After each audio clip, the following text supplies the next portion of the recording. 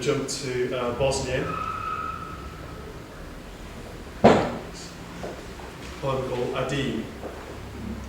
And this is actually based from a character I created for a novel, which I never quite got around to finishing. I got as far as 10 pages and then abandoned it, but this character came through.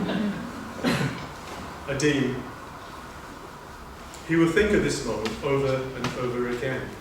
Hajra opening the oven to let the kuchka breathe. The scent of baked bread, filling the house as Muhammad shuffles into the kitchen, licks his lips and then takes another crate of ripe plums to the cart. Anna humming to herself an old folk song about lost love, as she slowly combs her shiny black hair. Had he not been so preoccupied with Solovishka, made from his plums, then he might have noticed the curious stillness of the air. The pans hung around him like machetes, the scent of blood in his neighbour's mouth. When he joined them for breakfast that morning, Radchek, who asked for potatoes and eggs and lived next door all their lives. Solovishka, Solovishka, Solovishka. The last thing Adam will see after Radchek breaks Muhammad's ribs with a rifle butt is Anna's crooked mouth, under Radka's heaving body, her twisted face jerked up by her hair, and Adim will groan just as his lungs will burst into light. Okay, from Bosnia, I'm going to shift geographically to a place most of you are quite familiar with, and that's Manchester. Cheers.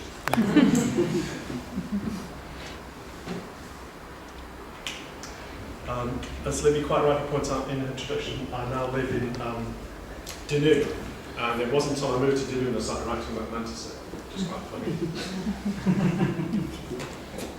And this is simply entitled Iqbal's Halal Shop, which is probably the equivalent of hairdressers in the Western culture in the sense that all the gossip filters through the halal shop. So it's kind of based around that idea. Iqbal's Halal Shop, and I put Manchester because people in Dunoon needed to know the second Manchester not Dunoon, because you start to look for this halal shop in Dunoon. He leans on the blade to scrape the fat from the chopping board. Then he sharpens the knives, puts on display choice cuts of lamb legs, shoulders and necks, plum pink chickens, liver and kidneys, and some masala fish. Whispers Bismillah and turns on the till. Iqbal sips cha, reads the Punjabi Times till the first customer who ambles in places his fat hands on the counter and asks for 2 masala fish and a shoulder of lamb. Iqbal sharpens the cutting knife, opens the meat to the pink bone. They talk about Iraq as Iqbal cuts the flesh into small pieces. He takes the cuts of fish and puts them in a bag, cashes the till, greets the waiting customers, wipes his pink hands on his overalls and begins to trim the fat from a leg of lamb. Nawaz, the mill owner, sharpens Iqbal's mind with his political chat.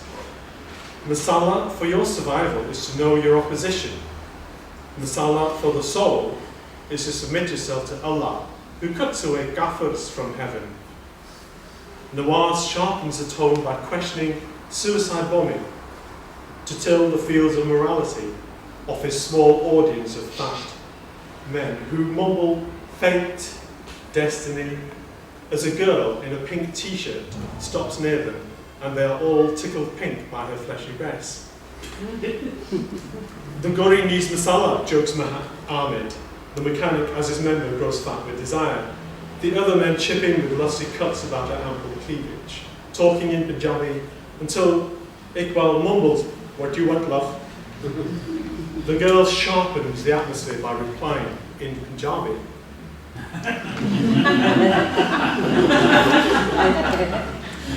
Which sharpens the blood in the men's lines to little blades. Their pink mouths drop open in unison, and there is silence till Iqbal utters, "Who learned you Punjabi?" I learned about masala and Punjabi from my Punjabi girlfriend.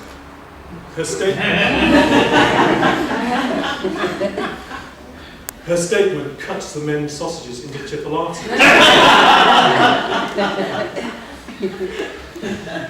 Suddenly the fat men all cough. Iqbal sharpens a knife, slices some masala fish. The girl in pink smiles as he hands her the cut. He cashes the till, says goodbye, and slips on some fat.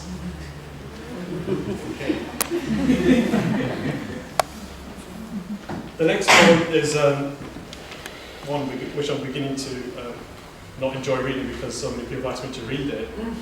I've read it at least 3 times for Radio 4 and maybe 2. Yesterday I read it for the Asian Network, which was really funny. I thought I was going to be interviewed by the presenter, but she was in London and we were in Manchester, and I was in a sort of cubicle with my brother, and they said, okay, you'll be on in 3 minutes, and they started playing some London music, so me and my brother doing this. You're live now, Latif. Okay. The Punjabi wedding. Now, I've left myself wide open for criticism by critics. Don't we love them, will you? Basically, what I've done with this poem is it's not to send up Philip Larkin's poem, The Whitsun Weddings. That was not my intention. But what I wanted to do was have a record of the Punjabi weddings that I'd been to. And what I did intentionally was to copy the exact format that he had in his poem, just to say, hey, it's no big deal. Anyway, the Punjabi weddings. The cars parked outside the reception hall range from recent models of BMW to old Vauxhalls. Inside, the marriage rites for the decent groom and bride takes place in separate rooms. The bride is adorned in a crimson and gold sari. A dupatta hides her face. Surrounded by women, she thinks the groom's quarters will be less animated, bland, with dull suits and quieter. The men's pace is leisurely as they chat and sip coke, while the Molby tells the new extended family folk in both fluent English and Punjabi that marriage is sacred and not to be taken lightly. He then utters the vows in Arabic, which the groom repeats word for musical word. Allah be praised, he declares, and shakes the groom's hand. The groom bows. The men clap. The groom's dad waits to be heard, and then he invites family and friends to wish the groom well, and the whole business drags, and then ends with the groom leading the men from the room to the large dining hall. Basmati rice from the Punjab is served at weddings in Glasgow, Manchester, Birmingham, Gravesend, where the adults eat the food, rich with spice, as children run round tables in Berlin, Paris, Rome, speaking Punjabi that sends hope to the future generations. And the time has come for the newly wedded to leave the band, well-wishers, and take the long road home. The relatives and friends and the in-laws clear the tables and bin the leftovers, half-eaten chicken pieces, rice, curry sauce, a feast for the night creatures with jaws that will tug at bones. The secret lovers, fearful of being found, leave in a hurry. No one speaks of the indelible stains of dishonour. Instead, the family goes to great pains to track them down, or pretend the flower of their lives never existed. The grooms and brides take off their clothes and work out how to live their new lives. Their mothers and fathers sink into chairs and talk of the homeland. They hope for their grandchildren to arrive on cue. The girls work the soap that shrinks and lavers.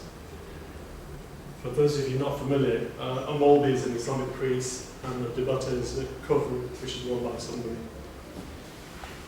Right, I'm just going to take a break. Don't mind me.